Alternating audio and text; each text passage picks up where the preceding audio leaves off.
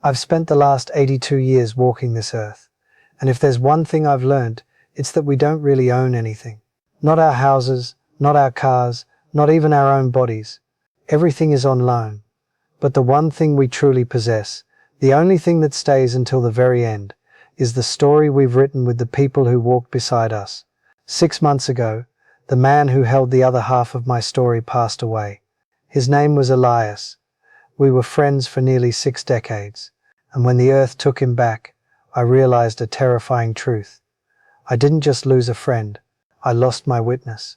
I lost the only person left on this planet who remembered who I was before life broke me and put me back together again.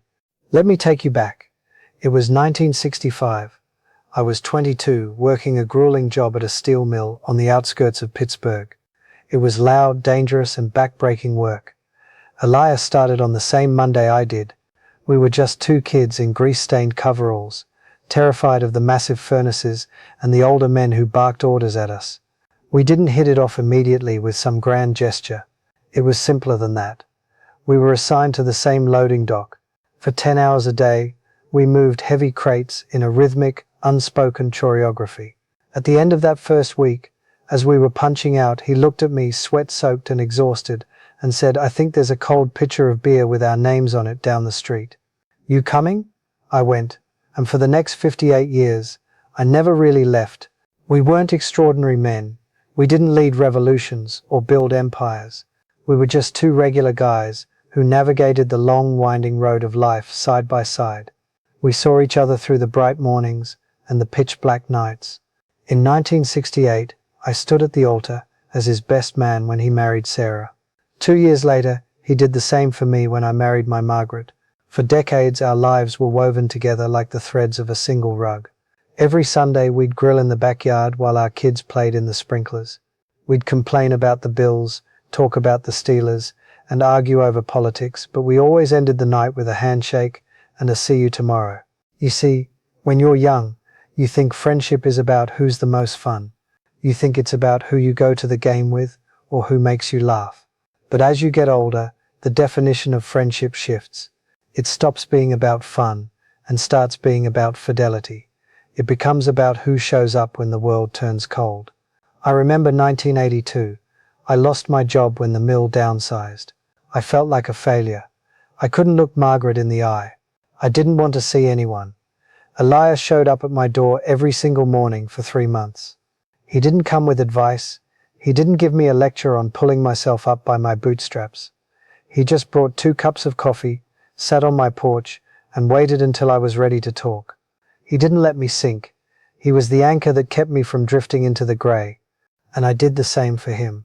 When his youngest daughter went through that messy divorce in the 90s, and he felt the weight of the world on his shoulders, I was the one who took him fishing every Saturday. We wouldn't even catch anything half the time. We'd just sit in that boat, listening to the water lap against the hull. Sometimes, the greatest gift you can give another human being is your silence. The kind of silence that says, "I'm here and you're not alone." We worked, we aged, and we retired. The world changed around us. Computers replaced the machines we knew. The neighborhood changed. People moved away, but Elias was the constant. We had this routine. Every Wednesday and Friday morning, we'd meet at a small diner called the Rusty Spoon, 7 a.m. sharp. Same booth, same waitress, who knew we wanted our eggs over easy and our coffee black. Those breakfasts weren't about doing anything. They were about remembering. We were the keepers of each other's history. He remembered the time I almost burned down the garage trying to fix a lawnmower in '74. I remembered the way he looked the day his first grandchild was born. We were the only 2 people left who knew the punchlines to jokes we'd been telling since the Nixon administration. But then the shadows started to grow. In 2012, my Margaret passed away. It was a Tuesday. Cancer is a thief. It steals the future, but it also tries to steal your spirit. I went into a hole so deep, I didn't think I'd ever see the sun again. Elias didn't try to fix my grief. He knew you can't fix a broken heart. You can only sit with it. He spent more time at my house than his own that year. He'd just be there reading the paper in the armchair, making sure I ate, making sure I stayed connected to the living. A few years later, Sarah died. It was a heart attack, sudden and cruel. I found Elias in his kitchen, staring at her empty chair. I didn't say a word. I just sat down across from him, and we stayed there until the sun went down. That's the thing about 50 years of friendship. You don't need a script. Your presence is the dialogue. About 3 years ago, I noticed Elias was starting to slip. He'd repeat a story he'd just told 10 minutes prior. He'd forget the name of the street he'd lived on for 40 years. It was the early stages of dementia. It was a slow, agonizing erasure. Watching your best friend lose his mind is a special kind of hell. It's like watching a library burn down, one book at a time, and you're the only one who knows what the titles were. Toward the end, there were days he'd look at me, and I could see the fog in his eyes. He knew I was someone important, but he couldn't quite place me in the timeline. I kept showing up, Wednesday and Friday. Even when he couldn't leave the house, I'd go to him. I'd bring the coffee, I'd tell the old stories, even if I was the only one who remembered them. I became the sole guardian of our 58 years. 6 months ago, he had a massive stroke. I spent 48 hours in that hospital room, listening to the machines beep, holding a hand that was calloused from a lifetime of hard work. I whispered to him. I told him he could go. I told him Sarah was waiting. I told him I'd hold on to our stories until I joined him. And then he was gone. Now I'm 82. I sit in my house and the silence is different now. It's heavier. You see, when your parents die, you lose your past. When your spouse dies, you lose your present. But when your lifelong friend dies, you lose your context. There is no one left for me to say, remember when, to. I am the last witness to our lives.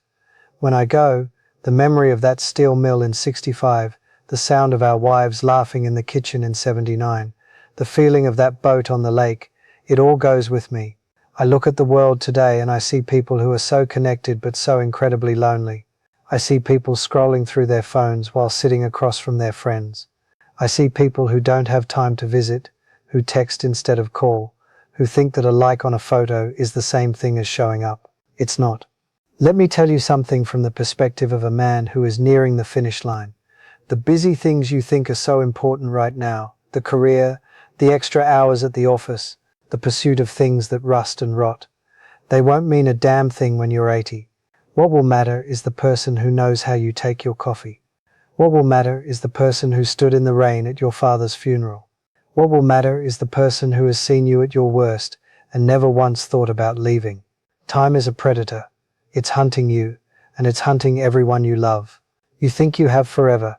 You think there will always be next weekend, or after the holidays, but the laters eventually run out. One day, you'll reach for the phone to share a memory, and there will be no one on the other end to catch it. I go to the Rusty Spoon every Wednesday morning. I still sit in the same booth. I order 2 coffees, one for me and one for the empty space across from me. People think I'm a lonely old man. Maybe I am, but I'm also a man who was rich beyond measure, because for 58 years I had a brother I chose for myself. My children tell me I should move into a senior living community, make some new friends, and get active. They mean well, but they don't understand. You don't make a friend of 57 years. You earn it. You grow it through decades of shared storms. You can't replace a lifetime of history with a game of bingo and some small talk. So if you're listening to this and there is someone in your life who has been there for you, someone who knows your flaws and loves you anyway, call them. Don't text. Call. Or better yet, go to their house. Sit on their porch. Look them in the eye. Tell them you appreciate them. Don't wait for a milestone. Don't wait for a right time. The only time that is guaranteed is this very second. Make the time, show up, be the witness for someone else, and let them be yours. Because in the end, when the lights are dimming and the clock is slowing down, your memories won't be of the money you made or the titles you held. They will be of the faces of the people who walked the long road with you. I miss Elias every single hour of every single day. I miss the way he'd laugh at his own bad jokes. I miss the smell of his cheap tobacco. I miss the comfort of knowing that someone else in this world truly knew me. But I am grateful. I am so incredibly grateful that I didn't waste it. I'm grateful I showed up for those breakfasts. I'm grateful I stayed in that hospital room. I'm grateful that when he closed his eyes for the last time, he wasn't alone. That's what life is. It's just being there. If this message reached you, if it stirred something in your heart, I'd ask you to do two things. First, reach out to that friend. Do it now.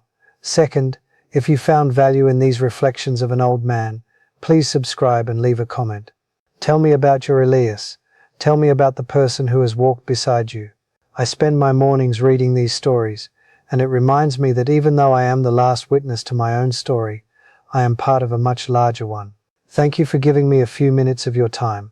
It's the most valuable thing you have. Don't spend it all in one place, and don't spend it on things that don't love you back. Go find your friend, show up. That's all that matters.